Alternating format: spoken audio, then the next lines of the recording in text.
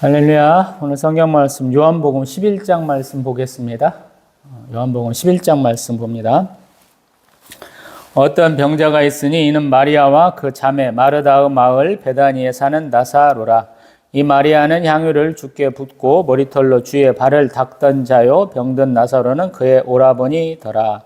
이에 그 누이들이 예수께 사람을 보내 이르되 주여 보시옵소서, 사랑하시는 자가 병들었나이다 하니 예수께서 들으시고 이르시되 이 병은 죽을 병이 아니라 하나님의 영광을 위하며 하나님의 아들이 이로 말미암아 영광을 받게 하려 함이라 하시더라. 예수께서 본래 마르다와 그 동생과 나사로를 사랑하시더니 나사로가 병들었다 함을 들으시고 그 계시던 곳에 이틀을 더 유하시고 그 후에 제자들에게 이르시되 유대로 다시 가자 하시니 제자들이 말하되 랍비여, 방금도 유대인들이 돌로 치려 하였는데 또 그리로 가시려 하나이까? 예수께서 대답하시되 낮이 12시간이 아니냐? 사람이 낮에 다니면 이 세상의 빛을 봄으로 실족하지 아니하고 밤에 다니면 빛이 그 사람 안에 없는 거로 실족하느니라. 이 말씀을 하신 후에 또 이르시되 우리 친구 나사로가 잠들었도다. 그러나 내가 깨우러 가노라. 제자들이 이르되 주여, 잠들었으면 낫겠나이다 하더라. 예수는 그의 죽음을 가리켜 말씀하신 것이나 그들은 잠들어 쉬는 것을 가리켜 말씀하심인 줄 생각하는지라. 이 예수께서 밝히 이르시되 나사로가 죽었느니라. 내가 거기 있지 아니한 것을 너희를 위하여 기뻐하노니 이는 너희로 믿게 하려 함이라. 그러나 그에게로 가자 하시니 디두모라고도 하는 도마가 다른 제자들에게 말하되 우리도 주와 함께 죽으러 가자 하니라. 예수께서 와서 보시니 나사로가 무덤에 있은지 이미 나으리라. 베다니는 예루살렘에서 가깝기가 한 오리쯤 되매 많은 유대인이 마르다와 마리아에게 그 오라비의 일로 유문하러 왔더니 마르다는 예수께서 오신다는 말을 듣고 곧 나가 맞이하되 마리아는 집에 앉았더라. 마르다가 예수께 여짜오되 주께서 여기 계셨더라면 내 오라버니가 죽지 아니하였겠나이다. 그러나 나는 이제라도 주께서 무엇이든지 하나님께 구하시는 것을 하나님이 주실 줄을 아나이다. 예수께서 이르시되 내 오라비가 다시 살아나리라. 마르다가 이르되 마지막 날 부활 때에는 다시 살아날 줄을 내가 아나이다. 예수께서 이르시되 나는 부활이요 생명이니 나를 믿는 자는 죽어도 살겠고 무릇 살아서 나를 믿는 자는 영원히 죽지 아니하리니 이것을 내가 믿느냐? 이르되 주여 그러하이다. 주는 그리스도시요 세상에 오신 하나님의 아들이신 줄 내가 믿나이다.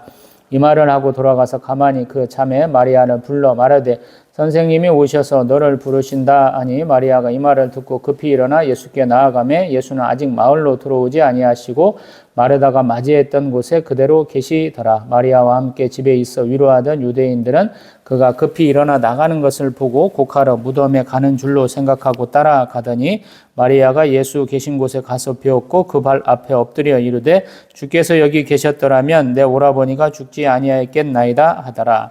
예수께서 그가 우는 것과 또 함께 온 유대인들이 우는 것을 보시고 심령에 비통히 여기시고 불쌍히 여기사 이르시되 그를 어디 두었느냐? 이르되 주여 와서 보옵소서 하니 예수께서 눈물을 흘리시더라. 이에 유대인들이 말하되 보라, 그를 얼마나 사랑하셨는가 하며 그중 어떤 이는 말하되 맹인의 눈을 뜨게 한 이 사람이 그 사람은 죽지 않게 할 수 없었더냐 하더라. 이에 예수께서 다시 속으로 비통히 여기시며 무덤에 가시니 무덤이 굴이라 돌로 막았거늘 예수께서 이르시되 돌을 옮겨 놓으라 하시니 그 죽은 자 누이 마르다가 이르되 주여 죽은 지가 나흘이 되었으며 벌써 냄새가 나나이다. 예수께서 이르시되 내 말이 내가 믿으면 하나님의 영광을 보리라 하지 아니하였느냐 하시니 돌을 옮겨 놓으니 예수께서 눈을 들어 우러러 보시고 이르시되 아버지여 내 말을 들으신 것을 감사하나이다. 항상 내 말을 들으시는 줄을 내가 알았나이다. 그러나 이 말씀 하옵는 것은 둘러선 무리를 위함이니 곧 아버지께서 나를 보내신 것을 그들로 믿게 하려 함이니이다. 이 말씀을 하시고 큰 소리로 나사로야 나오라 부르시니 죽은 자가 수족을 배로 동인 채로 나오는데 그 얼굴은 수건에 쌓였더라. 예수께서 이르시되 풀어놓아 다니게 하라 하시니라. 마리아에게 와서 예수께서 하신 일을 본 많은 유대인이 그를 믿었으나 그중에 어떤 자는 바리새인들에게 가서 예수께서 하신 일을 알리니라. 이에 대제사장들과 바리새인들이 공의를 모으고 이르되 이 사람이 많은 표적을 행하니 우리가 어떻게 하겠느냐? 만일 그를 이대로 두면 모든 사람이 그를 믿을 것이요 그리고 로마인들이 와서 우리 땅과 민족을 빼앗아 가리라 하니 그중에 한 사람 그의 대제사장인 가야바가 그들에게 말하되 너희가 아무것도 알지 못하는도다. 한 사람이 백성을 위하여 죽어서 온 민족이 망하지 않게 되는 것이 너희에게 유익한 줄을 생각하지 아니하는도다 하였으니 이 말은 스스로 함이 아니요 그의 대제사장이므로 예수께서 그 민족을 위하시고 또 그 민족만 위할 뿐 아니라 흩어진 하나님의 자녀를 모아 하나가 되게 하기 위하여 죽으실 것을 미리 말함이러라. 이날부터는 그들이 예수를 죽이려고 모의하니라. 그러므로 예수께서 다시 유대인 가운데 드러나게 다니지 아니하시고 거기를 떠나 빈들 가까운 곳인 에브라임이라는 동네에 가서 제자들과 함께 거기 머무르시니라. 유대인의 유월절에 가까우며 많은 사람이 자기를 성결하게 하기 위하여 유월절 전에 시골에서 예루살렘으로 올라갔더니 그들이 예수를 찾으며 성전에서 서로 말하되 너희 생각에는 어떠하냐? 그가 명절에 오지 아니하겠느냐? 아니 이에 대제사장들과 바리새인들이 누구든지 예수 있는 곳을 알거든 신고하여 잡게 하라 명령하였음이러라. 아멘. 할렐루야. 요한문헌, 요한복음, 요한 1, 2, 3서, 요한 계시록을 보면 조금 이렇게 시간 순서나 우리 경로가 조금 다른 것과는 다르다라는 생각을 하게 돼요. 이제 요한 계시록은 아마 제가 시편 앞에 총 66권 중에 65번째로 다루게 될 것 같은데 좀 소위 말해서 플롯이라고 하는 의미 순서에 따라서 왔다 갔다 하는 것 같아요.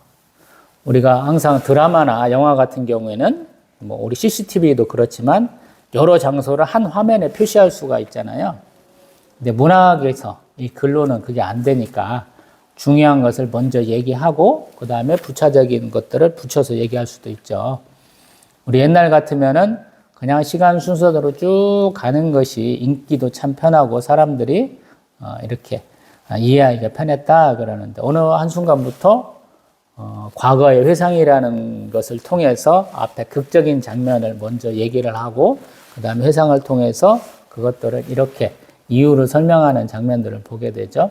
그래서 발단 전개가 아니고 절정부터 나와가지고 오히려 발단을 뒤에쯤에 보여주는 그런 흐름도 많이 있잖아요. 한국 드라마들이 1990년대 이후로 굉장히 많이 바뀌었죠. 우리 여성 드라마 작가들이 굉장히 파격적인 어찌 보면은 굉장히 유치한 장면들을 많이 치면서 품격들을 많이 떨어뜨렸죠. 그러다가 지금 2020년대, 10년대 후반부터 굉장히 양질의 드라마들을 많이 만들어내기 시작하면서 한류를 본격적으로 엄청나게 퍼뜨린 것 같죠. 우리 성경에서는 항상 명칭이 사건이 순서대로 안 된다는 얘기를 제가 계속 하고 있어요. 뭐 한 동영상 10개 찍으면 그 안에 한두 번은 꼭 해요. 왜 그러냐면 요한복음 11장에도 나사로, 마리아는 향유를 주께 죄송합니다. 향유를 주께 붓고 머리털로 그의 발을 닦던 자, 병든 나사로는 그의 오라버니다 라고 그래요. 이것은 12장에서 얘기하는 것을 11장에서 미리 얘기하는 거예요. 여호와 하나님은 모세를 만났을 때 자기를 나타내신 명칭인데 창세기에 보면 여호와 하나님이 나와요. 이게 유대인들이 쓰는 방식이다. 성경에서 말하는 방식이다는 걸 알아야 돼요. 호세아는 정탐꾼으로 가면서 여호수아로 이름이 개명됐죠. 근데 그 앞에도 벌써 우리 출애굽기 같은 경우에도 여호수아의 이름을 쓰이게 되죠. 아말렉과의 전투도 보면 그 흐름을 좀 알아야 돼. 성경은 항상 그렇다. 의미 순서다. 특별하게 우리 요한 사도가 그런 것들을 많이 하는 것 같아요. 저는 그런 생각도 해봤어요. 왜 마태, 마가, 누가복음과는 이렇게 사건의 전개가 다르냐? 가만히 보면 우리 사도 요한은 조금 다른 사람이다라는 거야. 마태, 마가, 누가하고는. 이분은 예수님의 사랑받으시던 제자이고 또 환상을 보는 분이다 이런 생각이 들어요. 그러다 보니까 또 노년에 쓴 것이 아닌가 이런 의심도 해봅니다. 저는 개인적으로는. 그러다 보니까 먼 과거의 일들을 구술을 하는 거예요. 옆에 사람이 누가 적어준다든가 아니면 자기가 썼던 기록을 보면서 그때를 회상하는 거예요. 그러다 보니까 시간 순서가 안 맞아요. 예수님 유대인들 피해가지고 헐몬산까지 가야 되잖아요. 두로와 시돈까지 피난을 해야 되잖아요. 요한복음에는 앞에 부분이 그런 게 없잖아요. 전부 다 유대. 또 예루살렘 근방에서 사역만 집중적으로 다루고 있죠. 왜 그럴까요? 라는 거예요. 아마 사도 요한한테 다가와서 예수님 얘기 좀 해주세요. 라는 이러한 질문을 받았을 때 자기에게 강력하게 남아있었던, 강렬한 인상으로 남아있었던 것들을 얘기해 주는 것이 아닌가 싶기도 해요. 저는 사실은 그런 얘기도 해요. 저희 어머님도 치매를 앓고 계시고 장모님도 고통받고 계시거든요. 잊어버리는 것도 은혜다라고 그래요. 내가 굳이 기억할 필요 없다 그래요. 저도 20살 때 썼던 이런 수필같이 썼던 글들이 많이 있더라고요. 대학교 1학년 때 방학하던 때. 우리 고등학교 때 썼던 일기도 한참은 남아 있었어요. 근데 어느 순간에 그때를 다 버렸어요.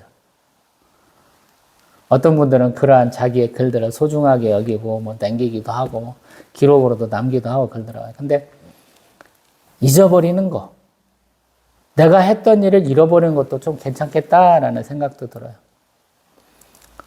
제가 보따리상을 하고 길거리에서 갈치 장사하고 꽃 팔던 때 매일 쓰던 장부가 아직도 남아 있어요. 근데 어느 순간에 그것들을 없애야 되겠다라는 생각이 들더라고요. 많은 성도들이 저한테 이렇게 용돈도 주시고 교회 개차가 때니까 후원도 많이 해주셨잖아요. 그래서 내가 얼마나 어렵게 벌었는지 알아야 그분들이 해주신 돈이 얼마나 소중한지 알겠다 이런 마음이었는데 어느 순간부터 그걸 버려야 되겠다라는 생각을 하게 되더라고요.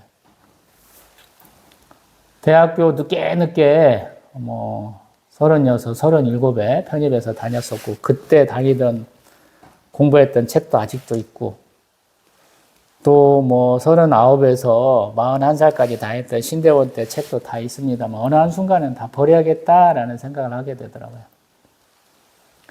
순간순간 최선을 다하는 건 필요하지만 과거의 것들을 굳이 지금에 기억하려고 할 필요는 없다는 거예요.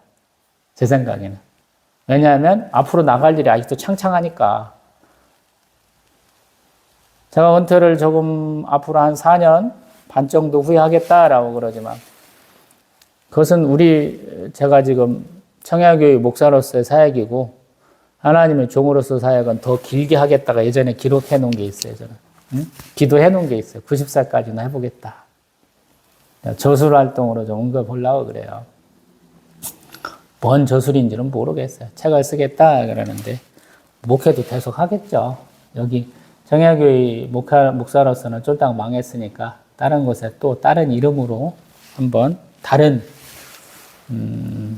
어떤 목회 철학으로 개척할 수도 있겠죠. 아니면 부교육자로 환갑 넘은 부교육자를 누가 쓸란가는 모르겠지만 가서 또 사용할 수도 있는 것이고요. 잘 모르겠어요. 근데 버릴 건 버려야 되겠다 이 생각을 항상 해요. 수많은 분들이 기도를 해요. 네, 고집대로 합니다. 대부분들이. 내가 기도한 내용이 이루어져야 돼 라는 어떤 강박관념 같은 게 한국 교인들에게는 많은 것 같아요.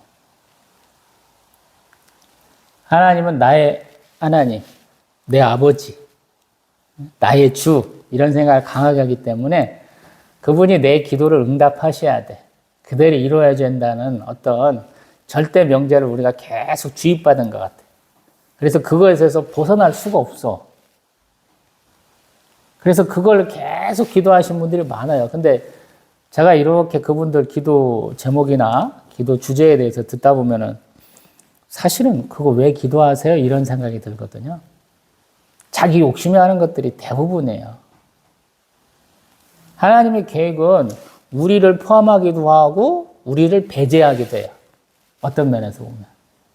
내가 빠진 나의 삶이라는 거예요. 웃기잖아요, 이게. 하나님은 나의 하나님인데 왜 나를 빼놓고 내 삶에 대해서 말씀하세요?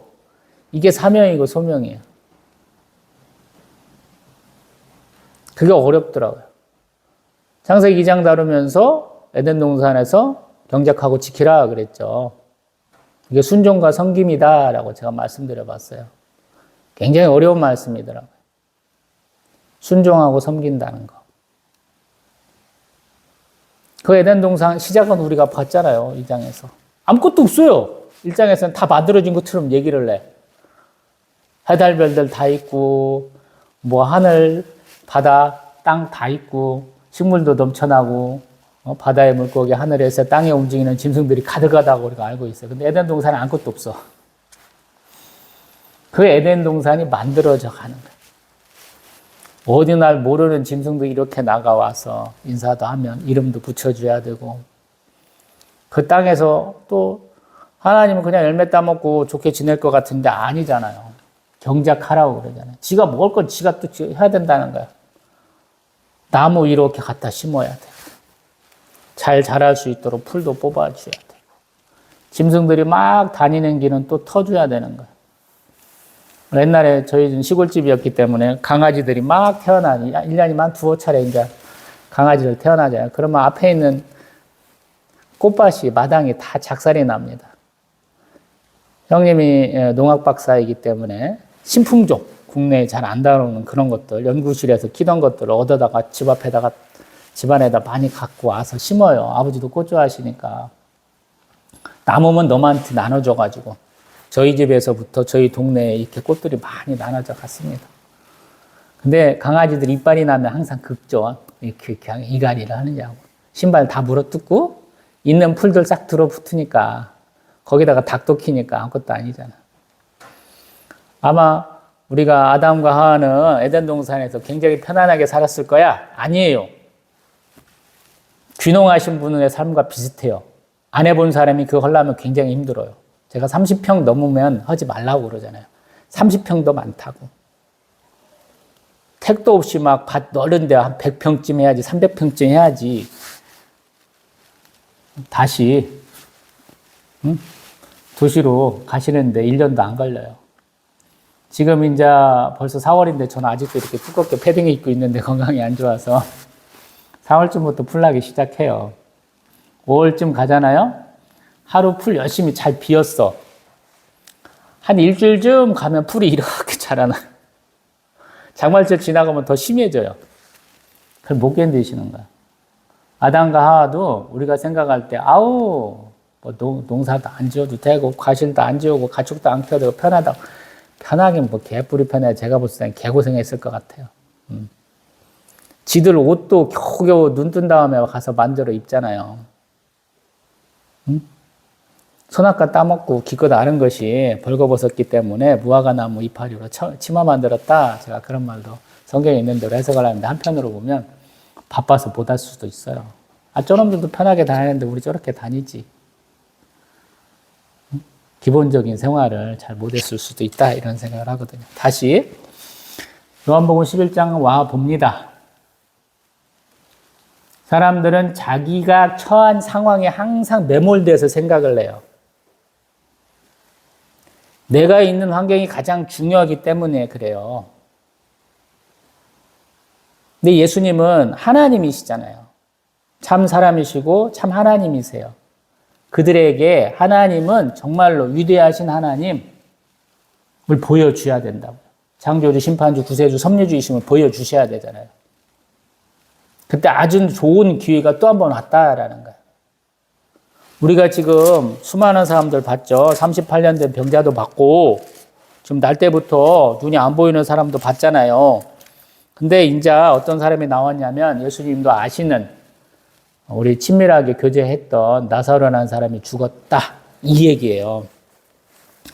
지금 11장 3절에 보면 우리 마르다와 마리아가 사람을 보냈는데 뭐라고 하냐면 주여 보시옵소서 사랑하시는 자가 병들었습니다. 라고 그러는 거예요. 병들었으니까 좀 빨리 와주세요. 라는 거예요. 근데 예수님 하시는 말씀, 이 병은 죽을 병이 아니다. 라는 거예요. 빨리 안 가도 돼. 이것은 무엇을 위한 것이냐? 하나님의 영광을 위함이다. 라는 거예요. 뭐가 어조가 비슷하죠? 날 때부터 안 보이는 사람, 뭐라고 그랬어요?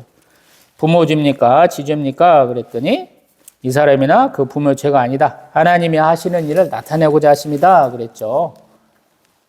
이 나사로가 죽는 것도 사실은 하나님의 영광을 위함이다라는 거예요. 그리고 또한 하나님의 아들 예수님이 이로 말미암아서 영광을 받을 것이다 라고 얘기를 하는 거예요. 성경이 이렇게 좋아요. 이게 두 가지씩이에요. 뭔 일을 하려면 그 의미를 미리 밝혀줘. 저희 사모가 워낙에 책을 안 읽고 살았나 봐요. 아들내미 뭐 글짓기 하라고 그러면 4줄 5줄짜리 굉장히 어려워요. 두 가지씩으로만 해. 정통 기독교인이에요. 뭐 해? 그러면 앞에다 그 내용을 앞에다 써야 돼. 근데 문학을 아는 사람이면 두 갈식이 아니고 양갈식도 할 수 있고 미갈식도 할 수 있죠. 앞에 얘기 쭉 얘기하고 마지막에 결론을 내줄 수도 있고 결론을 낸 거를 설명을 하고 종합해서 다시 한번 결론을 낼 수 있고 성경에서는 이렇게 교차 구조를 굉장히 많이 해요. 앞에 중요한 거 얘기하고 끝에 가서 중요한 거 또 한 번 얘기해 줘요. 삼대지 설교가 그런 구조예요. 많은 분들이 익숙해요. 앞에 좀 거룩한 주일이니까 와서 은혜 받아야지. 그래서 창제서로 잘 들으시다가 중간에 목사님 설교가 쭉 이어지면 다 자잖아요. 많은 분들이 딴 생각하고 주보 쳐다보고 있고 핸드폰 쳐다보고 있고 점심 메뉴는 뭘까 고민하고 있고 교회에서 섬기는 분들은 내가 뭔 일 할까 고민하고 막 그러다가 넘어가잖아요. 그때 우리 목사님들이 그걸 딱 잡아주잖아요. 마지막 10분에 결정적으로 내가 이런 얘기를 했으니까 이대로 살고 은혜 받으세요 라고 종합을 해주시잖아요. 그런 훌륭한 목사님들이 많이 계시잖아요. 저는 반대고 저는 항상 일대지 설교 하나님 나라 얘기만 하죠. 몰라도 돼. 뭔 내용인지 맨날 그 얘기만 하고 있어. 설교 제목이 없은 지가 몇 년째잖아요. 지금 제목도 안 적어요 요새는. 지금 근데 예수님 급하게 와주세요라는 인편으로 연락이 왔는데 안 가시죠. 이틀을 더 머물러요. 이게 굉장히 먼 거리예요. 어떤 면에서 보면 가자 하고 가도 빠르게 갈 수 없는 거리다라고 얘기하거든요. 학자들은 한 이틀쯤 가야 돼라고 얘기하거든요. 근데 그 거리를 안 갔어요. 원래 지금 예수님이 있는 것은 10장 40절 말씀을 보면 세례 요한이 세례 베풀던 곳이에요. 거기서 예루살렘 근처로 가려면 한 이틀쯤 걸린다라는 것인데 예수님이 오히려 이틀을 더 머물렀다 이렇게 얘기하거든요. 그러고 나서 예수님 가자라고 그러는 거예요. 근데 제자들은 반대예요. 왜? 예수님 막 돌로 쳐서 죽이려고 그러잖아요. 신성 모독에 대해서 굉장히 격분하고 있잖아요. 근데 예수님은 가자 그래요. 우리 9절 10절에 보면 죄송합니다. 낮이니까 일을 해야지. 실족하지 않게 해야지. 이런 내용이에요. 쉽게 말하면. 실족하는 건 예수님이 실족하는 게 아니에요. 사람들이 실족하는 걸 얘기를 합니다. 믿는 자들의 실족을 얘기를 합니다. 이 실족이라는 단어를 조금 머릿속에다 좀 간직하시고 다음 전개를 좀 보시면 좋을 것 같아요. 그러시면서 예수님 11절 뭐라고 하냐면 나사로가 잠들었다. 그러나 내가 깨우러 간다 라고 그래요. 제자들은 뭐라고 해요? 잠들었으면 낫겠습니다 라는 거예요. 되게 아프면 잠 못 자잖아요. 저도 지금 허리에는 복대하고 있거든요. 투잡되는데 너무 힘들어요. 어깨 아프지, 허리 아프지. 지난주에는 팔꿈치가 나갔어요, 이제. 팔꿈치가 아파갖고 잠을 설쳤거든요. 손가락은 땡땡 부어갖고 지금 지관절염이 막 생겼어요. 한참 됐어요, 이건. 언제 나을지 모르겠어요. 이 일 관둬도 나을지 말지 모르겠어요. 그래서 아버지, 어머님 생각하면 굉장히 부끄럽더라고요. 어머니, 아버지는 손가락 매듭마다 다 지관절염이 있어갖고 울퉁불퉁 하셨거든요. 그렇게 자식들 먹여 살리시려고 고생하셨는데 제가 속 많이 썩혔다라는 생각이 많이 드네요. 특별하게 이번 수요일날은 또 어머니 돌아가신 지가 몇 년 된 때라 더 그렇습니다. 근데 13절 이하로 보면 예수님은 알고 계시는 거죠. 나사로가 죽었다라는 거. 그래서 내가 거기 있지 않고 너희와 함께 있는 것이 기쁘다. 왜냐하면 너희로 믿게 하려 한다라는 거예요. 제자들이 예수님을 제대로 믿게 하려 한다라는 거예요. 지금 제자들의 신앙 고백이 그렇게 막 진하게 나온 게 아니다라는 거예요. 우리 마태마가 누가 복음 16, 8, 9장에서 베드로 사도의 신앙 고백과 그 전과 후로 항상 나눠서 얘기를 하거든요. 근데 각 성경마다 그거를 중심으로 봐야 됩니다 하는 의견에 제가 처음에는 혹해갖고 그거 잘 외워야지 그러는데 제가 목회 10년째 하면서 그런 거 외울 필요도 없겠어요 라고 얘기하거든요. 되게 신앙 고백이 진실한 신앙 고백이 아니다라는 거예요. 사도행전 보면 우리 성령 충만함으로 성령 세례 받음으로 용기를 얻고 지혜를 얻는다. 제가 쭉 그 얘기만 해왔잖아요. 성령 세례 받아야 제대로 예수 그리스도의 제자로 다시 한번 태어나게 되고 목숨 걸고 내가 그리스도인이 되겠습니다 라는 각오를 다지게 된다 이 생각을 하니까 신앙 고백에 그렇게 중점을 안 두게 되더라고요. 아무튼 예수님은 제자들의 믿음을 키워주시기 위해서 이틀간 더 머물렀다라는 거예요. 그리고 그 제자는 12사도만 포함한 게 아니에요. 예수 앞에 나오는 수많은 제자들을 지금 칭하는 겁니다. 그러면서 16절 디두모라고 하는 도마가 우리도 함께 죽으러 가자 이 얘기한다는 거예요. 왜? 예수님 가시면 돌맞아 죽으니까 우리도 같이 죽으러 가자라고 한다는 거예요. 엉뚱한 애들 많다는 얘기예요. 쉽게 말하면 제가 생각할 때는 아직도 예수님의 신성, 예수님이 하시고 있는 그 성육신 하시고 우리의 구세주 되심을 제대로 깨닫지 못하고 있다 이렇게 표현하고 싶어요. 한편으로 보면 제자들도 모르지만 날 때부터 눈멀었던 그 사람이 출교당했던 그 각오를 디두모가 포현하고 있다라는 생각이 들어요. 도마는 나중에 그러잖아요. 예수님의 그 찔린 곳을 좀 만져봐야 되겠다라고 얘기하는 사람이잖아요. 우리의 신앙도 마찬가지거든요. 어떤 사람이 막 신앙생활을 너무 잘하는 거야. 믿음이 좋은 거야. 그래서 천주교에서는 신부되고 수녀되고 우리 기독교에서는 목사 된다 그렇게 생각하는데 목사도 신앙 고백 되게 많이 해야 돼요. 저같이 신앙 고백 많이 하는 사람은 없을까 싶어요. 위기의 순간에만 오면 많이 흔들려서 하나님 앞에 맨날 회개 자복합니다. 통장에 잔고 팍팍 떨어지고 성도 구경한 지 오래되고 그러거든요. 제 믿음이 많이 떨어지면 하나님이 꼭 누군가를 보내셔요. 그래서 제가 자책을 많이 합니다. 사람을 안 보내면 제가 벌레들 온다고 그랬죠. 돈벌레도 오고, 어떤 때는 해마다 저희 식당 쪽에 이렇게 연통을 빼놨는데 그 연통에 새가 맨날 짚져요. 왜 그런가 모르겠어요. 우리는 맨날 쫓아내려고 하는데 새가 많이 와서 깃듭니다. 너무 감사해요. 어떤 때는.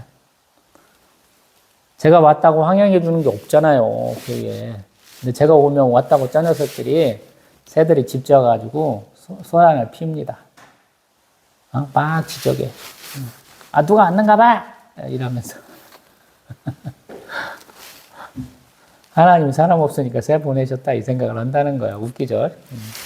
근데 여러분, 하나님이 여러분을 보고 계시다는 것을 꼭 하나님의 음성만으로 표현하신 건 아니다. 제가 말씀드리잖아요. 기도의 응답의 코스는, 통로는 너무너무 다양한 거예요.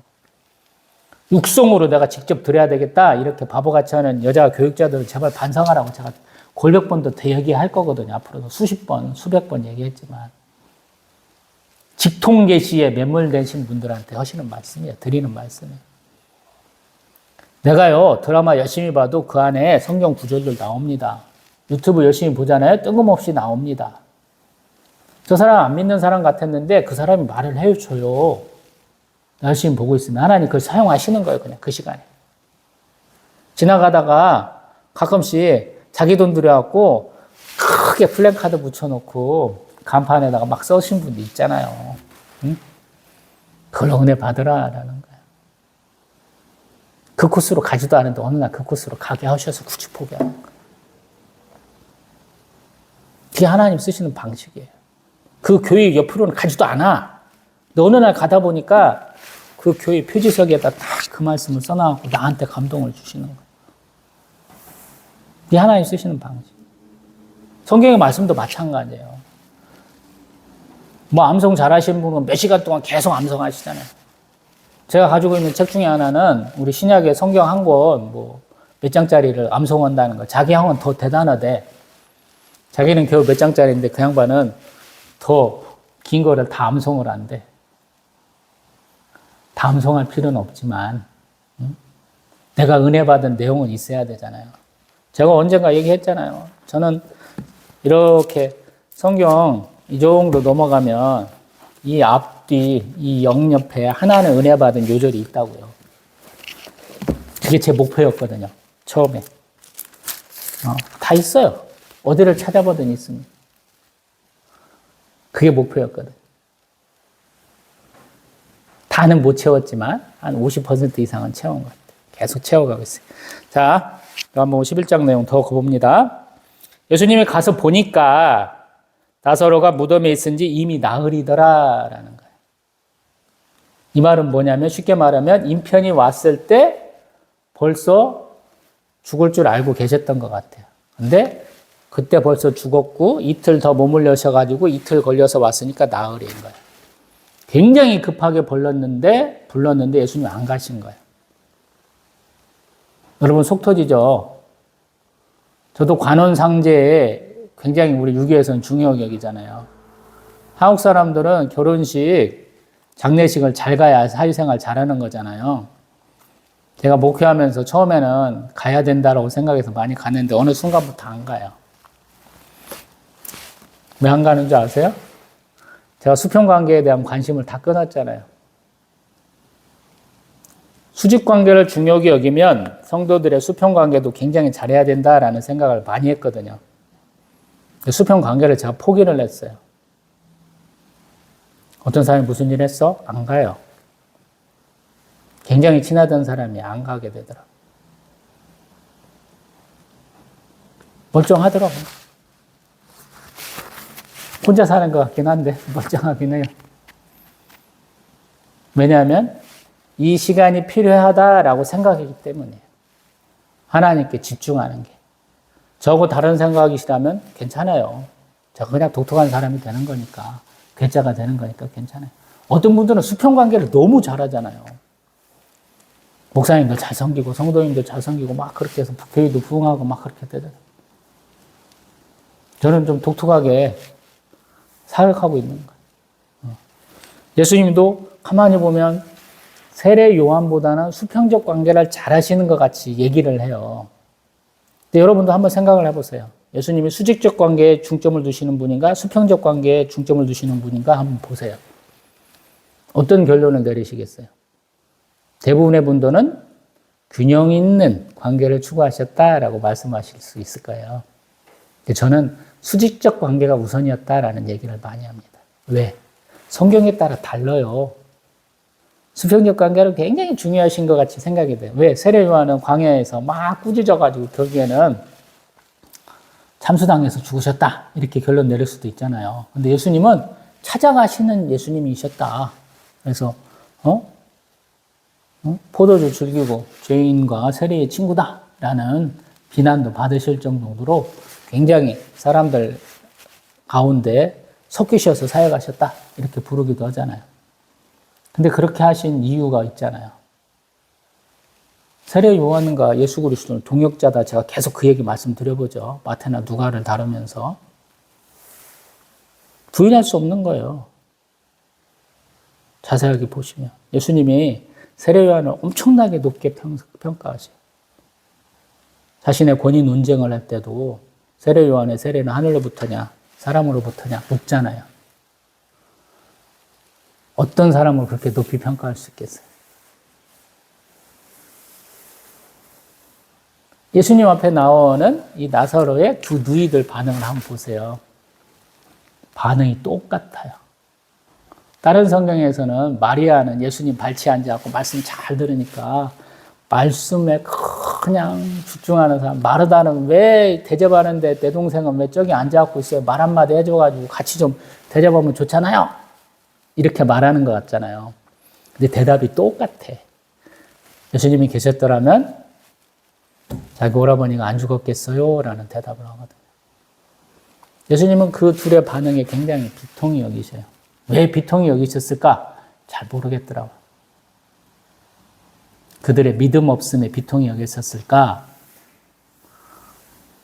아니면 자기가 사랑하는 자, 소위 말해서 예수님은 우리가 흔히 느끼는 그 슬픔, 부모나 가정이나 친구가 죽었을 때 느끼는 아픔을 표현하시는 것인가 잘 이해는 안 가더라고요. 저는 뭐라고 딱 이렇게 탁 정의가 안 되더라고요. 그래서 이 부분 네가 말해봐. 왜 심령의 비통히 여기셨어? 33절. 왜 38절? 다시 속으로 비통히 여기셨어? 이건 잘 모르겠어요. 솔직한 얘기로. 어떤 의미에서인지 모르겠어요. 이제 유대의 장례 습관에 대해서 조금 말씀드려 볼게요. 유대인들은 죽으면 바로 장례합니다. 사도행전에도 나오죠. 아나니아와 삽비라. 성령을 속인 거 돼갖고 아나니아 죽고 그 죽은 자를 내달 때 삽비라가 들어올 때 너 거짓말 했지? 그러니까 거짓말 안 했어요. 그러니까 삽비라도 죽잖아요. 그리고 바로 장례하잖아요. 근데 이 사람들의 혼이 떠나갖고 육체와 영혼이 분리되는 것이 약 한 3일 정도는 시간이 소요된다 그래요. 이 사람들의 시간 개념은 죽은 날도 첫째 날, 그날이 첫째 날이에요. 만으로 이틀을 3일로 쳐준다 이 말이에요. 우리하고 3일장하고 비슷해요. 쉽게 말하면. 그래서 무덤에다가 두고 매일 가서 눈물 흘리고 그 다음에 그들의 슬픔을 이렇게 고글한다라고 그래요. 어떤 경우는 고글하는 기간이 3일간은 눈물을 흘리고 나흘간은 비탄의 날이라 그래서 총 7일간 한다 그래요. 정확하게는 7일장이에요. 쉽게 말하면. 근데 혼이 떠나는 데는 약 3일 후에는 혼이 떠난다라고 그래요. 그러니까 지금 보면 예수님은 혼이 떠난 다음에 온 거예요. 이 말은 뭐냐면 나사로는 이제 영혼과 몸이 분리가 돼서 다시 부활할 수 없는 거예요.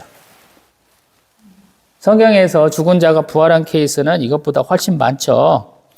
사르밧 과부 아들이 부활한 것이 왕상에 나오고 또 열왕기 안에 수넴 여인의 아들이 부활한 게 나오잖아요. 누가복음 7장에서는 나인성 과부 아들을 살리셨고 또 사도행전 20장에서는 우리 유두고를 살리는 장면이 또 나오잖아요. 또 우리 야이로의 딸을 살리는 장면을 마태복음 9장, 마가복음 5장, 누가복음 8장에서 얘기를 했잖아요. 또 사도행전 9장에서는 베드로가 도르가 또는 다비다라고 하는 여인을 살리는 장면을 얘기를 하잖아요. 그래서 예수님이 사도로 임명하는 사람 중에서는 베드로 사도, 그 다음에 우리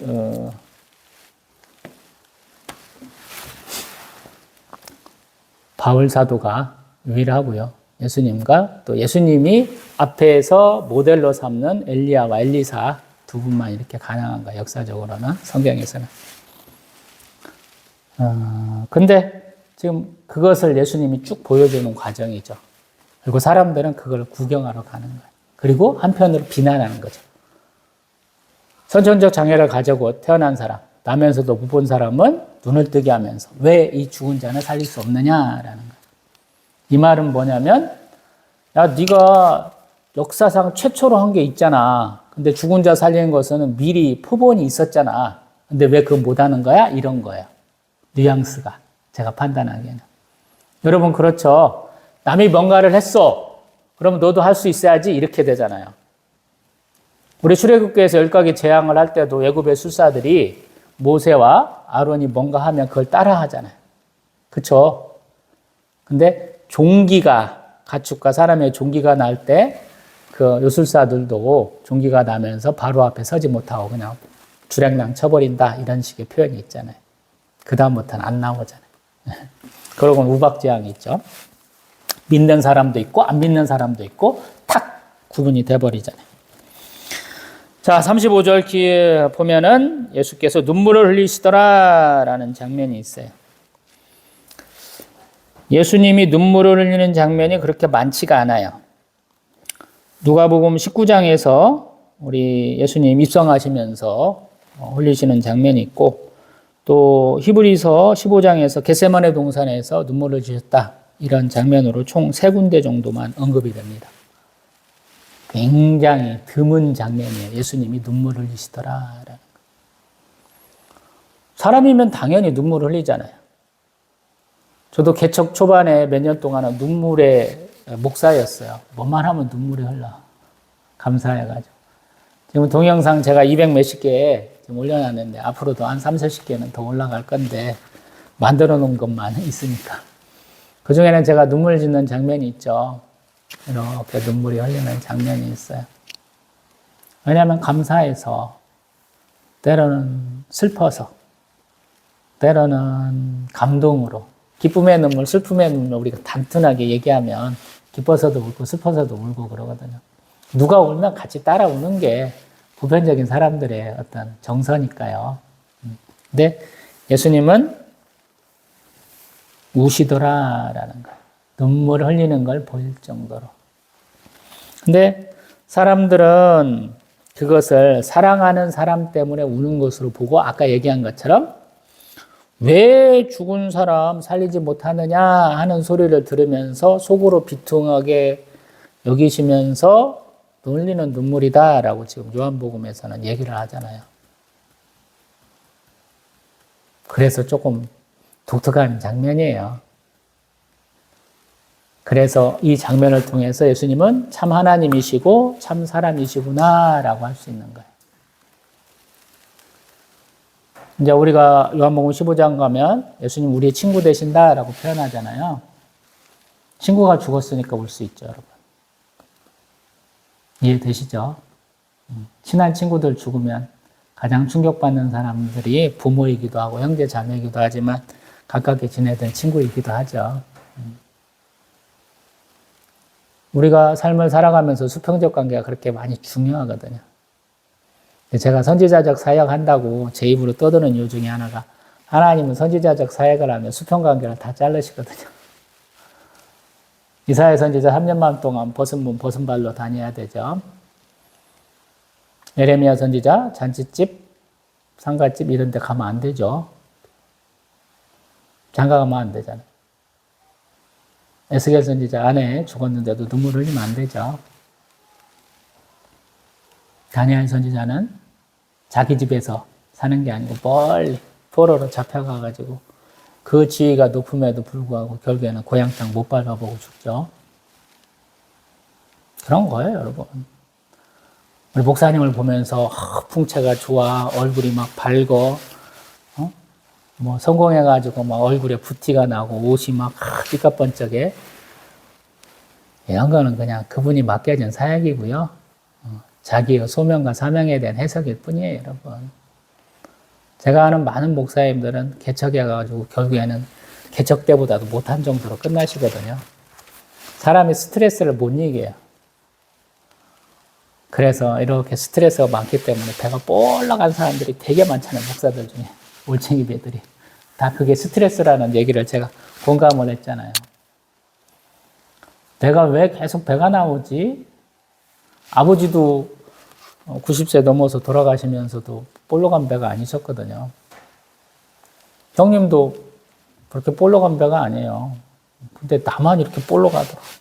아니, 조카들은 많이 먹고 그러니까 그럴 수 있지만, 아니, 저보다 나이도 한참 많으신 70 넘으신 형님도 그렇게 건장한데 제가 그러면 이상하잖아요. 그래서 고민을 해봤더니 스트레스를 많이 받더라라는 거예요. 그 스트레스는 되게 수평적 관계에서 오더라고요. 수평적 관계를 놨어요, 제가. 놓으니까 그것들이 조금씩 해결되더라고요. 산책도 많이 했고, 하루에 뭐 10,000보, 20,000보 많이 걸어보려고 노력했고, 다이어트를 좀 많이 했더니, 이제 좀 이렇게 배가 홀쭉하게 들어가더라고요. 그게 감사하더라고요. 스트레스 많이 받으신 분은 수평적 관계를 놓으세요. 최적입니다. 자, 그 다음에 예수님이 돌을 옮겨놓으라 그래서 우리 나사로를 자유롭게 돌아가게 하시는 장면이 나오죠. 그때 예수님 하나님 앞에 감사하죠. 왜? 이러한 것들을 저들에게 보여주셨잖아요. 우리 42절 말씀처럼 둘러선 무리를 깨우쳐 주셨다. 어떻게? 아버지께서 나를 보내신 것을 그들로 믿게 하였다라는 거예요. 아멘. 죽은 자를 살리시는 예수님이잖아요. 이게 창조주 아니면 어떻게 해요? 하나님의 사람만 가능한 거죠. 조금 이제 속도를 내봅니다. 제가 45절. 그러면 이렇게 마리아가 자기 오빠 나사로가 이렇게 모셨던 그 바위 동굴에 가서 예수님이 나사로를 살리신 것을 본 사람들의 반응이 어떻겠느냐라는 거예요. 근데 많은 사람들 믿었다라는 거예요. 근데 그들의 어떤 정치적 공동체의 최고 정점에 있는 공회원들은 어떻게 했겠느냐라는 거예요. 굉장히 부정적이었다라는 거예요. 왜? 자기들 지위를 이렇게 위협하는 거니까. 그래서 그의 대제사장 가야바 같은 사람은 이 사람 죽이자라고 결론을 내렸다는 거예요. 앞에도 예수님 죽이자 하는 내용을 굉장히 많이 모의를 했죠. 8장, 10장 쭉 했었고, 그 다음에 13장에서 그런 모의한다는 내용이 쭉 나와요. 그 앞에서 5장부터 얘기하면 예수님 돌로 치료했다라는 내용이 많이 나오는데, 이제는 구체성을 띠게 됐어요. 개별적인 일이 아니에요. 공의원들이 그렇게 하자라고 결정을 내렸다라는 거예요. 그래서 결국에는 우리 57절에 보면은 야, 신고하여 잡게 하자. 이제 체포 명령이 내려진 거예요. 이해가세요? 예수님이 이렇게 현상수배범이 됐는데 예루살렘 입성할 때 짐승도 타시고 사람들 나와가지고 막 겉옷도 펄고 호산나 다윗의 자손이여라고 외쳤다라는 거예요. 이해가세요, 여러분? 나 잡아가쇼! 했다는 거예요, 이제. 요한복음이 대단한 게 이런 거예요. 다른 성경에서는 예수님만 조명하니라고 주변 그 정황을 얘기를 안 해준 거예요. 우리는 예수님 환영받으시면서 예루살렘 입성하셨다 이 생각을 한 거잖아요. 응? 아직 본격적으로 막 대거리를 막 하면서 뭔가 좀 생명의 위협을 강력하게 받으시면서 간 것이 아니야 이런 생각을 했잖아요. 근데 요한복음은 아니잖아. 얘기를 다 해주잖아요. 누가복음 제가 9장에서 19장까지는 예루살렘에 올라가는 예수님의 그 말씀, 그 행동을 제가 강조한다라고 말씀드려봤죠. 무리 앞에서 당당하게 사마리아를 통과하시는 예수 그리스도, 그런 모습을 얘기를 했는데 요한복음도 지금 얘기하는 거잖아요.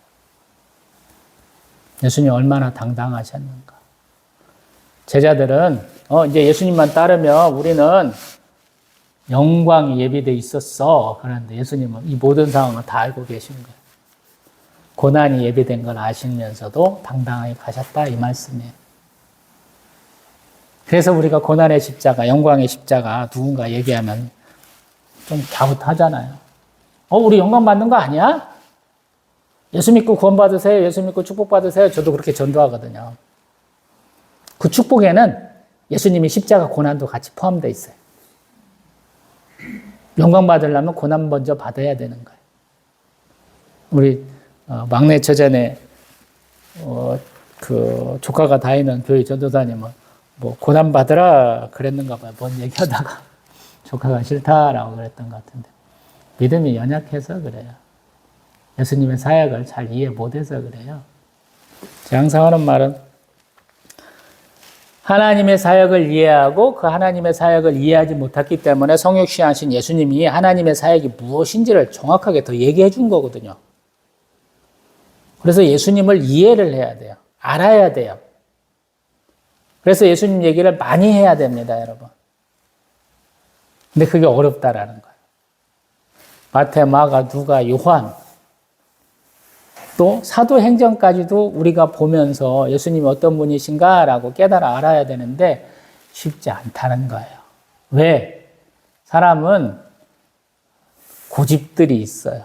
자기만의 생각들이 있어. 그래서 그 바라보는 위치와 자기의 선입견을 가지고 바라볼 수밖에 없는 거예요. 얘기하는 습관도 다르고 말하는 투도 말투도 다르고 다 그래요. 우리 어떤 분들은 제가 언젠가 말씀드려봤지만 제가 사역하던 교회의 목사님은 부흥사 스타일이에요. 목소리가 얼마나 건장한지 몰라요. 막 그냥 골골해 막. 잘 수 없어 자체가. 제스처도 크시고 목소리도 커. 그 교회에서 신앙생활 하시다가 천안에 오니까 자기가 갔던 교회 목사님은 조용한 스타일이셨다는 거야. 조근조근 얘기한다는 게 목사가 뭐야 이랬다는 거 아니에요. 마테마가 누가 요한 사도행전의 그 예수님의 그 말씀은 좀 다른 거예요. 나도 마찬가지고. 그 사람들이 이러한 물병을 여기서 이렇게 바라보는데 나는 이렇게 바라보는 거거든요. 목사님의 설교는 본인이 이렇게 바라보는 걸 얘기하는데 나는 여기서 바라보는 거예요. 제가 그래서 말씀 읽고 묵상해야 된다고 골백 번도 더 얘기하고 앞으로도 할 거거든요. 내 삶의 정황에 맞춰서 오늘 여기 내 삶의 정황 가운데서 하나님 이 말씀 왜 보게 하셨을까 고민해 보라는 거예요. 이 관점을 놓치면 안 된다는 거예요. 여러분들이 21세기 오는 동안에 우리 한민족이 받은 교육 중에 최고의 교육을 받은 가장 엘리트들이에요. 가장 풍성한 시대고. 선진국이에요, 대한민국이. 6.25 전쟁 겪고 그 가난하던 나라가 아니고 세계에서 한 이렇게 쓸 수 있는 나라예요. 10번째쯤 되는 나라예요. 군사력 꼽으면요, 핵무기도 꼭 갖출 수 있으니까 이 안에 들어요. 5손가락 안에 드는 군사력을 가졌어요, 저희가. 인구가 적어서 그렇지, 개인이 누리는 그 삶, 우리가 가진 부의 척도로도 보면 요거에다가 요렇게 한 20번째쯤 한번 들어가요. 대단한 나라거든. 교육도 많이 받았고, 또 자기야 이렇게 누리는 그 자유도 굉장히 많아진 거예요. 먹고 사는 문제에 매몰됐던 그분들이 하시는 얘기, 1960년대, 70년대 신앙생활 막 시작하셔서 그때 말씀하시던 그분들한테 교육받은 목사나 선교사님들이 하시는 얘기하고는 우리의 삶은 다르다라고 말씀드리는 거예요, 지금. 집 가져야 되고, 자식들 살펴야 되고, 형제들 살펴야 되는 그런 때가 아니잖아요. 내 삶이 중요한 때가 됐어요. 내 삶에 가장 중요한 건 뭐예요? 나의 영혼의 자유잖아요. 물질의 그런 궁핍함 때문에, 물질 때문에 내 삶을 드리는 게 아니고요.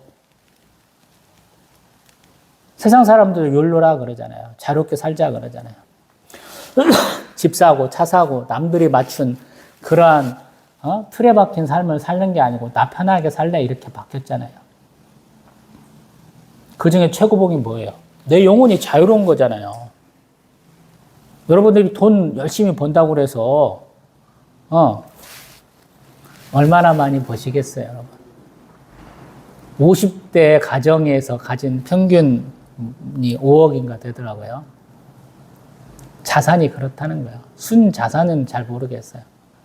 은행빚 많이 지신 분들 많잖아요. 가계빚, 가계 대출이 너무 많잖아요, 요즘에는. 그거 벌고 계신 분도 있겠지만, 그거는 이제 평균값이고, 중위소득은 3억 정도 되더라고요. 저는 3억도 없어요. 그것도 아버지가 주신 유산을 팔아서 그 밑에를 겨우 갖추고 있어요.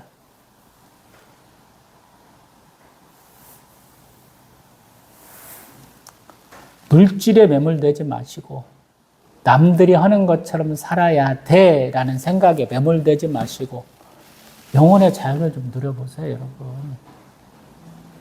성지순례 가면요, 우리보다 못 살고 믿는 사람들 하나도 없는 데서도 많이 오세요. 말레이시아 사람들 보면 되게 뭐 이런 거 많이 쓰고 다니죠. 아니, 중동 사람들도 이렇게 안 쓰는 것 같아. 말레이시아 애들은 왜 그렇게 맨날 잘 쓰고 다니는지 모르겠어. 딱 보니까 말레이시아인데 그 사람들이 성지순례를 왔더라고. 그런 거예요, 여러분. 그 사람들이 벌어봐야 우리 한국에 비해서 얼마나 많이 벌겠어요. 성지순례 와서 그 성경의 땅을 구경하고 가더라고요. 어떤 사람들은 애끼고 애끼야 집도 사고 자식도 교육시킨다 그래서 정말로 애끼더라고요. 여러분, 애끼다가 죽는 사람들 얘기 많이 들었죠. 미국에 이민 가는 사람들은 얼마나 팍팍하게 많이 살아요.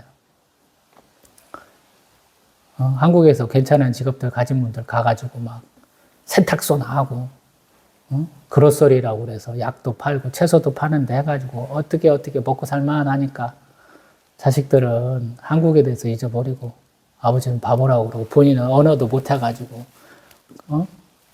금류에 막 휩쓸려 가는데 119에 전화했는데 발음이 안 맞다고 계속 개소리나 해갖고 결국에 돌아가신 분도 있기도 하고 막 그러잖아요. 히스패닉 계통은 또 다르다고 얘기하잖아요.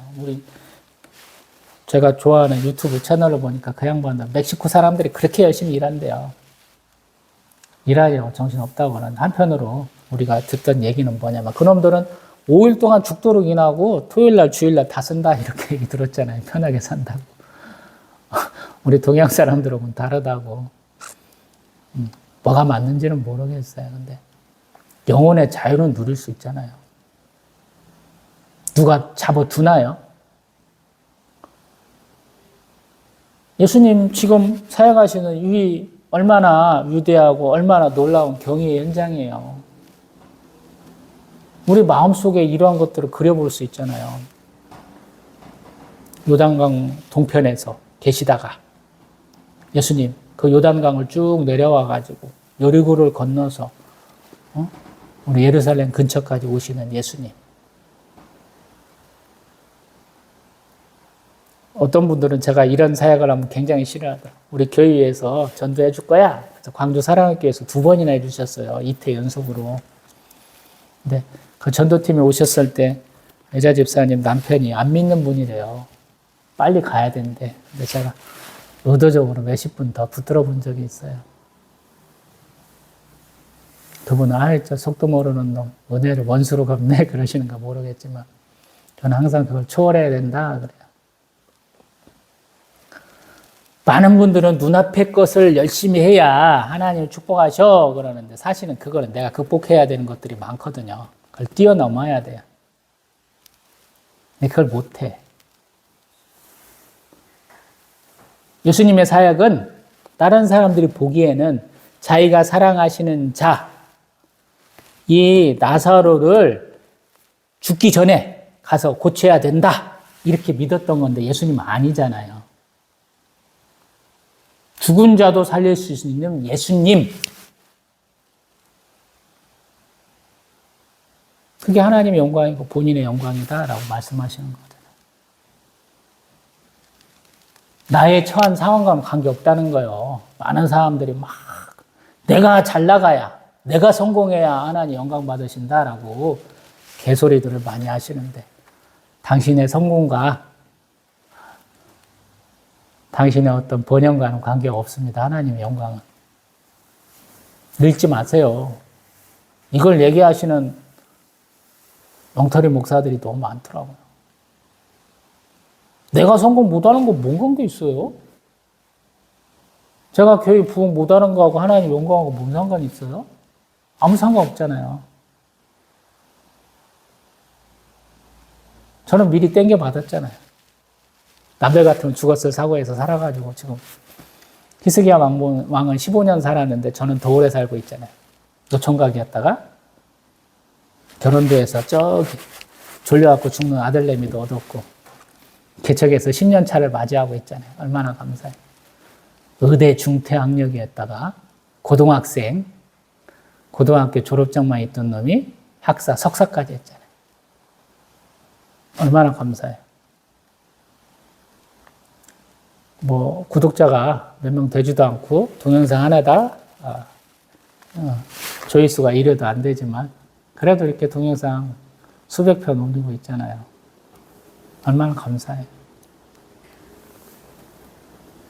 나를 내려놓으세요, 여러분.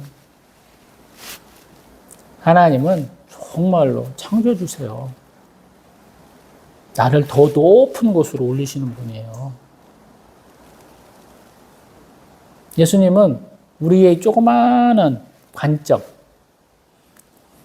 여기에서 나를 넓은 하나님의 세상, 하나님의 피조물의 세상으로 우리를 인도하시는 거거든요. 항상 나를 키워야 돼요. 하나님 앞에 요만큼 먹을 거 달라고 하지 마시고요. 많은 거 달라고 오셔서 나눠주다가 어떤 사람은 그러잖아요. 받으면 나눠주다 보면 너도 하나 먹어. 그래서 주잖아요. 그래도 배 터지잖아요.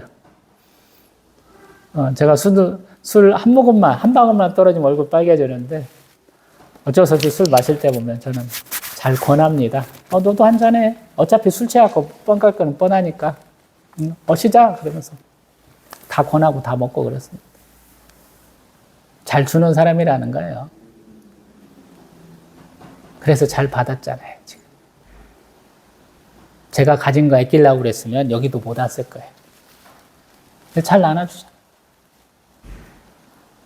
은혜가 되는지 안 되는지는 모르겠지만. 다음번에는 우리 예수님께 향유를 붓는 거, 또 예루살렘에 입성하시는 가장 은혜롭고 또 가장 예수님께 부끄러운 장면 중에 하나 또 보겠습니다. 또 뵙겠습니다.